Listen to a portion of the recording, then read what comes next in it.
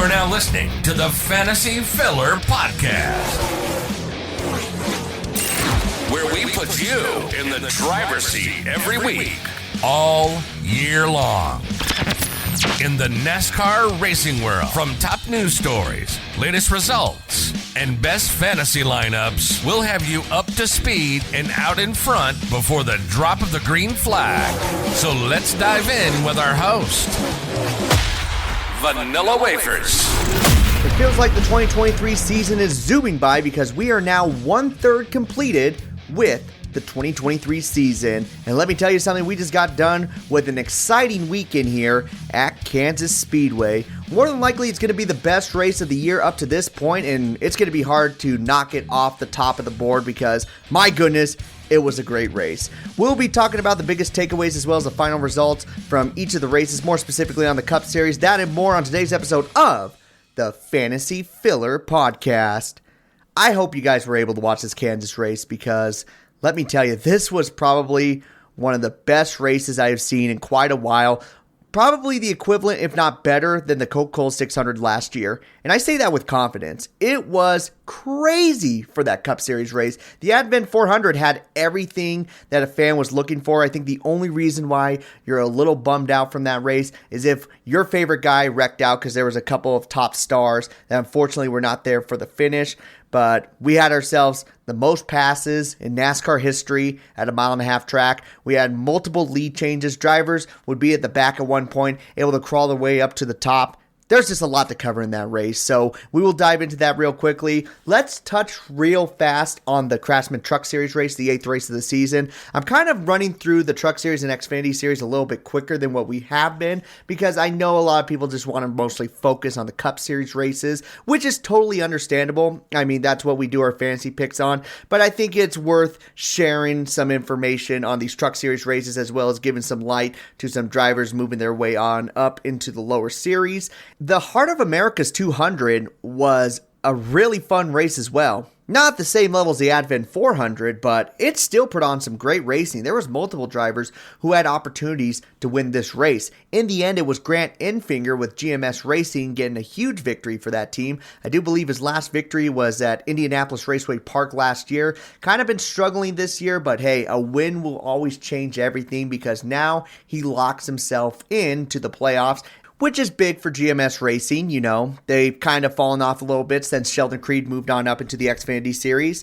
And Grant Enfinger is a talented truck driver. The fact that he was sharing his ride a couple years back with the number 98 team was kind of a heartbreaker because you knew the talent that he had in the Truck Series. And for him to jump on over to GMS Racing, I think was a great call. Yeah, they've been struggling a bit, but hey, you get this victory here. Now you can slowly but surely add on to it with playoff points so you can move your way through into potentially the championship 4.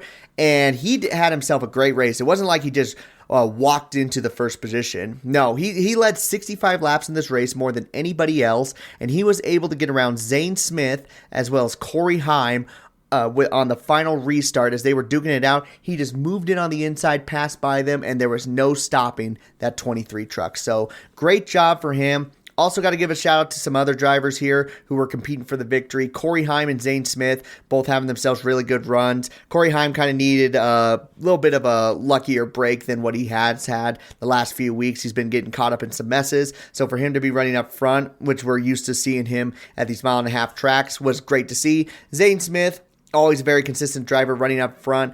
And here's the rest of the top 10. Stuart Friesen, the 52, finished 4th. Ross Chastain, the number 41, finished 5th. Nick Sanchez, the top finishing rookie, in 6th. Kyle Busch, in the number 51, finishes 7th. Jake Garcia, with a great run, finishes 8th, as well as Taylor Gray, in the number 17, finishes 9th. And round out the top 10 was Tyler Ankrum in the number 16 machine. Here are some of the drivers that unfortunately had themselves a bad finish. This includes Raha Caruth, as well as Chase Purdy, Dean Thompson, Carson Hostfar, and Christian Eckes. The reason why I put all these guys together, because they were all able to get stage points at one point in this race, but they got caught up in a restart incident where Christian Eckes just turned the number 5 machine on the restart and it collected all these drivers and it ended their night early, which was a shame too because you had people like Matt DiBenedetto. He was another one who was caught up, who was up there in the top 5 trying to make something out of a day that was already kind of struggling a little bit for that team. Unfortunately, they get caught up in this wreck. They finished 29th, and Christian Eckes, with a strong start to the season, now run into some problems. Thank goodness they got a victory under their belt, so they can fall back on that. Same with Carson Hocevar, but it's a shame, when you have such a good truck in a race and it just one bad restart just ruins it all for you. So that's what happened to these guys. And Ty Majeski was another person who struggled in this race. After having a stage win and leading 12 laps, unfortunately, he finishes 25th in this race. And a couple other drivers to give some shout-outs to. Shout out to Brandon Poole in the 46 truck, able to get his G2G racing truck into the top 20. Johnny Sauter in the 04 machine was able to finish 9th. And then you had Tony Breidinger was able to finish in the 15th position in her Truck Series debut, only just a couple positions behind Haley Deegan in the 13 truck. Overall, this race was a lot of fun. I really did enjoy it. I was only able to watch the final about 30% of the race, but the 30% I got to watch was extremely entertaining.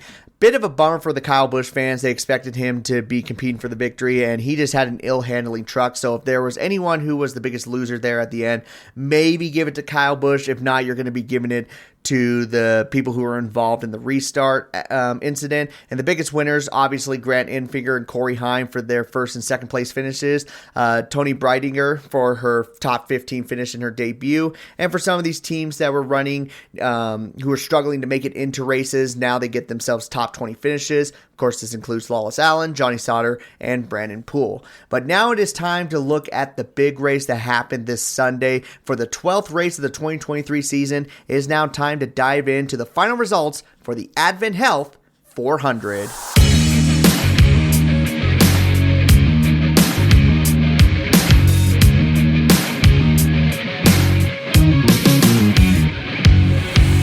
So in the 12th race of the season, we only had 36 cars compete in the main event, meaning no open charter cars were on the entry list. We had a total of 11 cautions for 57 laps, but 37 lead changes amongst 12 different drivers for the lead.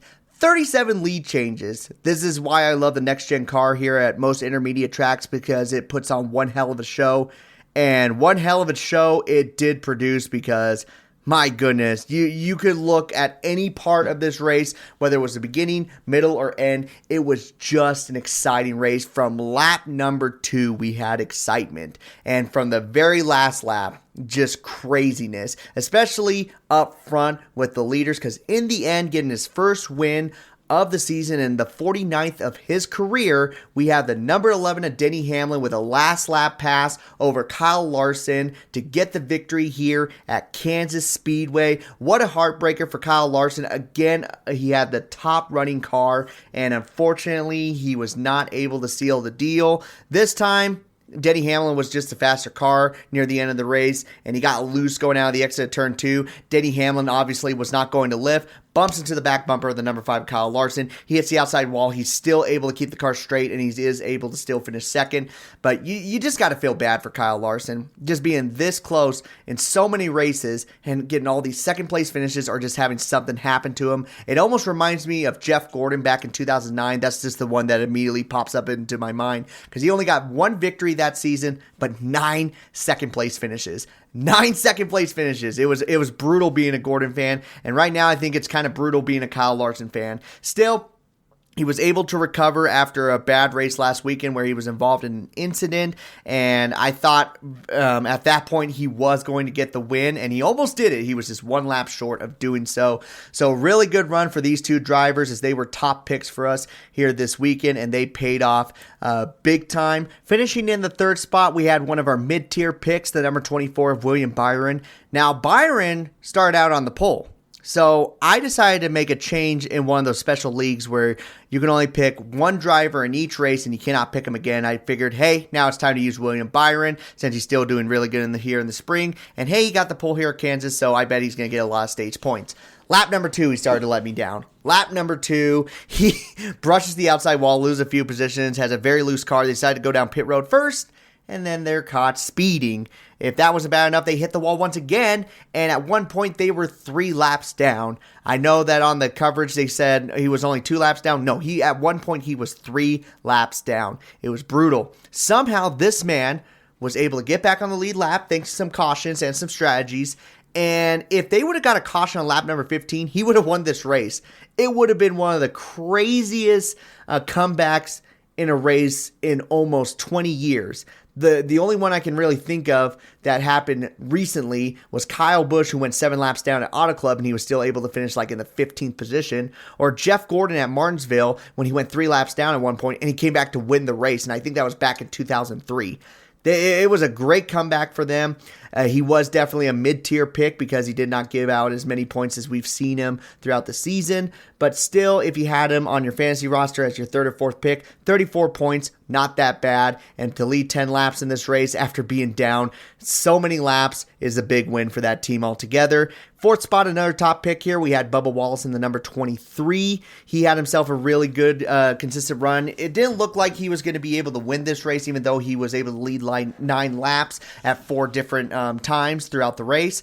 It just felt like there was always one Toyota that was slightly ahead of him. Still a great run and definitely in the right direction for this team. I remember at COTA, he said he'd need to be replaced.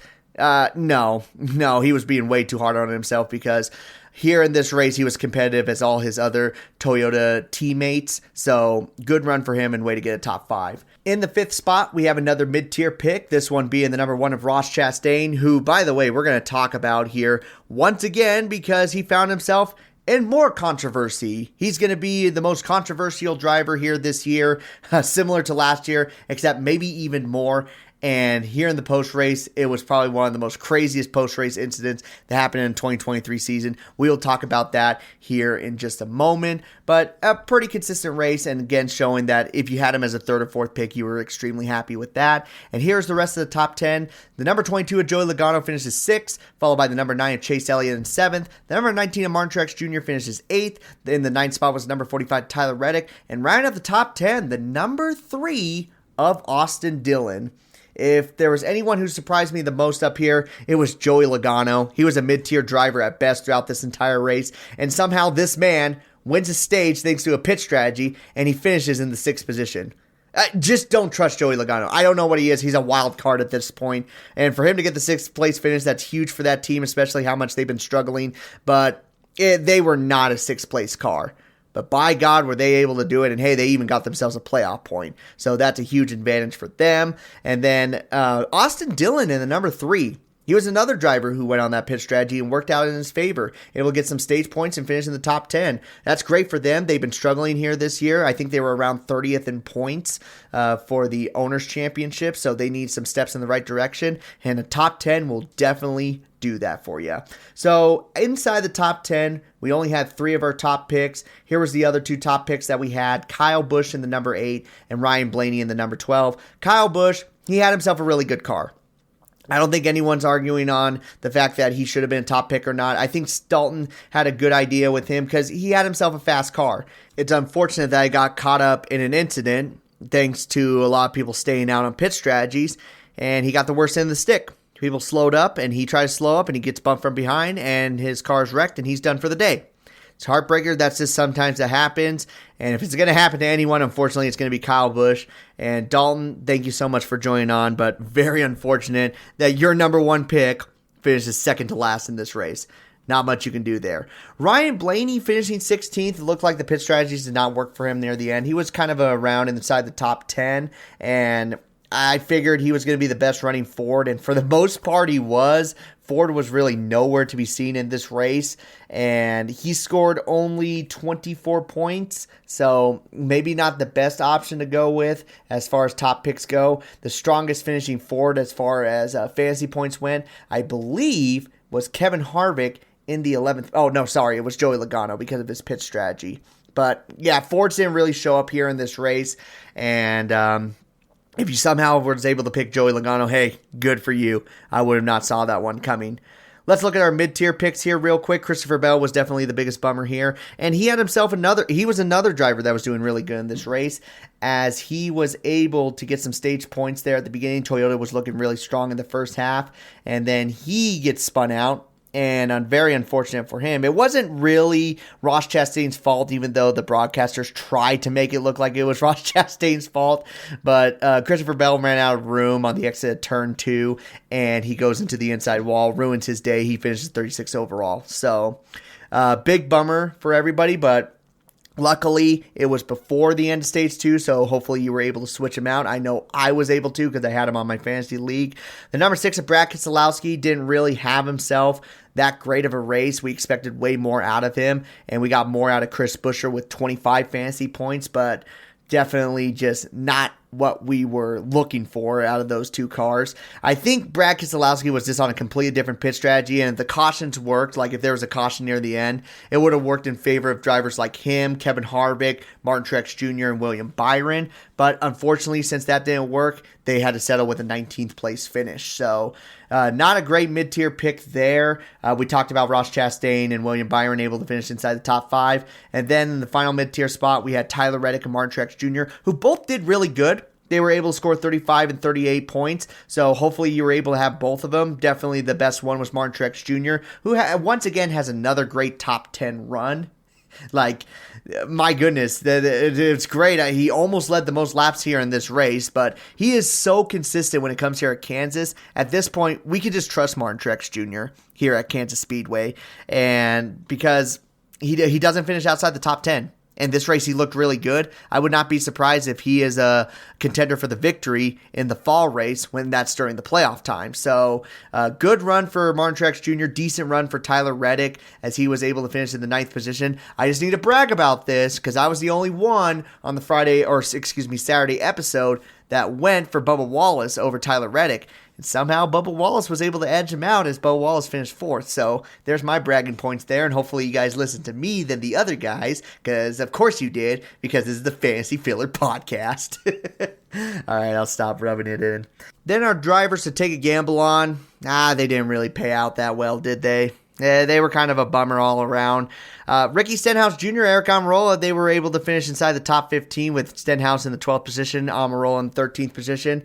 That was kind of where they were going to finish. They were running around there the entire time. Josh Berry looked to be the best option to take a gamble on. Unfortunately, he gets caught up in an incident, so that takes him out of really contention of getting a solid finish as he was involved in that incident on lap number 149, which involved him, Eric Jones, Ty Gibbs, Chris Buescher. So that was a bit of a bummer for him as he definitely got the worst end of the stick. Went one lap down and finishes 25th overall. Austin Cindric, he's not trustworthy anymore. I think the whole Penske camp is struggling, and if you're going to trust anybody, it's either going to be Ryan Blaney or Joey Logano right now, because Austin Cindric's definitely the third best driver on that team. And when you have a struggling team, you don't really want to rely on the third best or fourth best in any option. So I think from here on out, Austin Cindric should be staying in the garage area. And lastly, we talked about Chris Buescher. He was able to finish inside the top 20, even though he got involved in that incident, but we expected more out of the number 17 machine.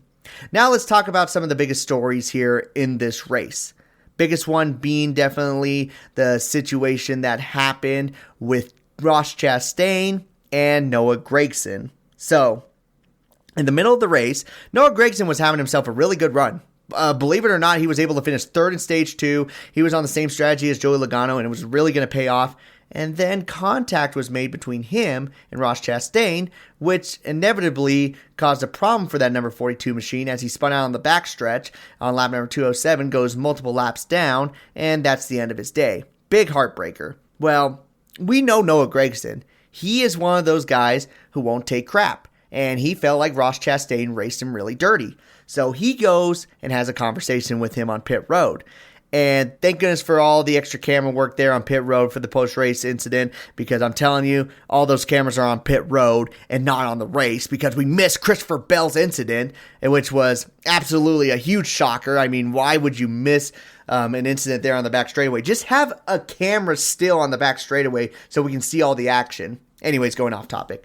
Noah Gragson comes up to Ross Chastain. He wants an answer. Ross Chastain kind of giving the basic answers that you always hear drivers make excuses for. Oh, it was a restart. We're near the end of the race. That's just hard racing. It is what it is. Well, Noah Gragson doesn't want to hear that at all. So finally he grabs him. And at this point, Ross Chastain looks at him and says, "Stop it. You better stop it." He says it twice.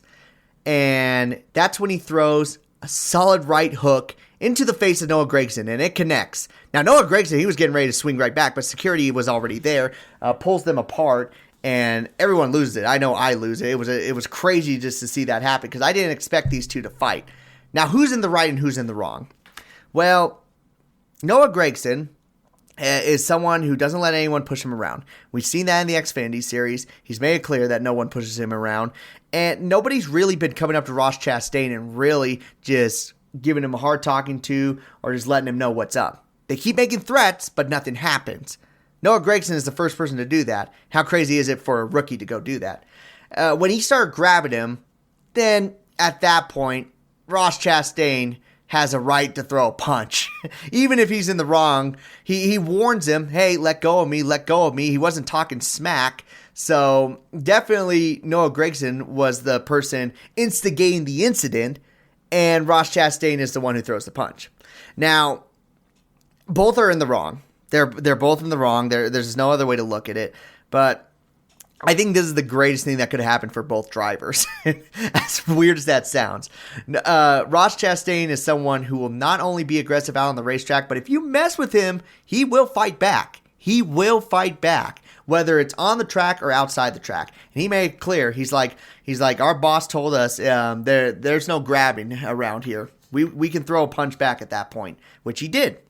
And this is good for Noah Gragson because you can tell he still has a lot of heart in the sport, and he's not going to let people push him around. He may be a rookie, but he's a rookie that will stand up for himself. It is also bad for both drivers because these are definitely the drivers who are on most people's poop list, trying to keep it as PG as possible. And they start fighting each other on pit road, and it looks, and they're like, oh, look, those two aggressors, now they're fighting each other. They're going to fight everybody, yada, yada, yada. And the same thing would be said if Ty Gibbs went up to Ross Chastain. Everybody would be pointing at him like, see, he hasn't changed. Same thing happened to Noah Gragson. So hopefully this doesn't affect them that negatively. I'm pretty sure they're going to have a talking to from NASCAR in the middle of the week. I don't think really fines or penalties are going to happen. I think they're going to be like, hey, you guys touch each other or argue with each other again, there will be consequences. I'm pretty sure that's what's going to happen. Something similar to what happened to Denny Hamlin and Ross Chastain last year. But overall, this is exactly what the sport needs. It needs people who show emotion, people with character, and these two are the best up-and-coming stars as far as personality goes. And I love it as a fan, and I'm pretty sure there's a lot of fans out there who love it as well. So that was definitely the biggest thing. But overall, this race was just awesome, man. It was just great from beginning to end. You had pit strategies, you had passing, you had battles for the lead, you had battles midway in the pack, you had people going laps down, coming back. I mean, like I said, William Byron was multiple laps down, still able to come back. Nobody was safe from incidents. You had Kyle Larson, who spun out on lap 4 as the leader, making contact with the number 45 of Tyler Reddick. It was almost deja vu to the Las Vegas incident. The number 45 McDonald's machine making contact with Larson on the tri-oval. Luckily, this was a better scenario because Kyle Larson was still able to compete. Restarts were amazing, and the stages were amazing. And the final lap was just a crazy battle between Kyle Larson and Denny Hamlin. The only thing that was a bummer was that it ended with one of them going into the wall instead of it being a close finish at the very end, a photo finish, which I feel like we haven't seen in a very, very long time. It was just everything you wanted from a race. And I really enjoyed it as a fan. Even though I'm not a Denny Hamlin fan, I'm still really happy with the results overall. It was just exciting and everything that the next-gen car needs to be here at these intermediate tracks.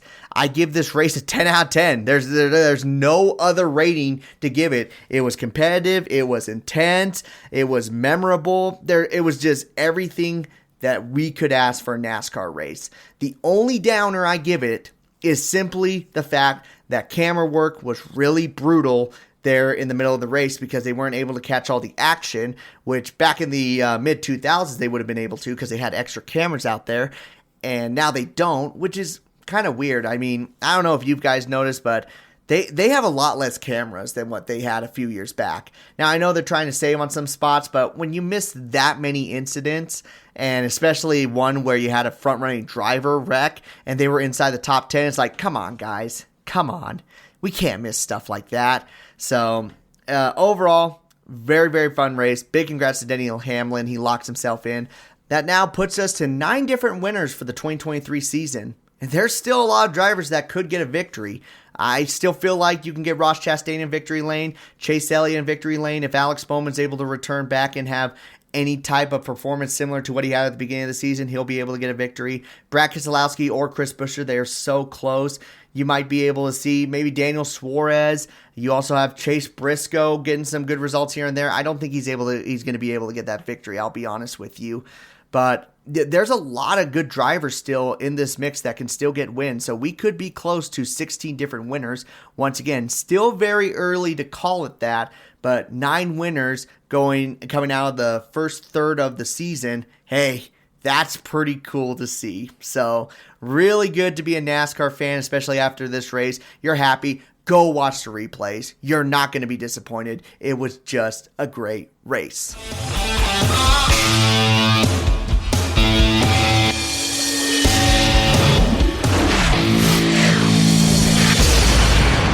That will conclude the final results for today's episode, guys. Thank you so much for listening. As far as our fantasy league went, it was a lot of good showing from some fantasy teams here on fantasygames.nascar.com, as we were able to have 13 different people score 200 plus points. And here was the top 3 from this weekend. Chief Joe Coog once again with another great performance. He finished 3rd overall with 218 points. Then we have WV Chase Fan number 9 with 220 points in 2nd. And the winner this weekend with 229 points was Rob Sports Show 5, which I do believe is the first time that he has been able to finish here inside the top 3. What a way to do it, because you were able to finish first.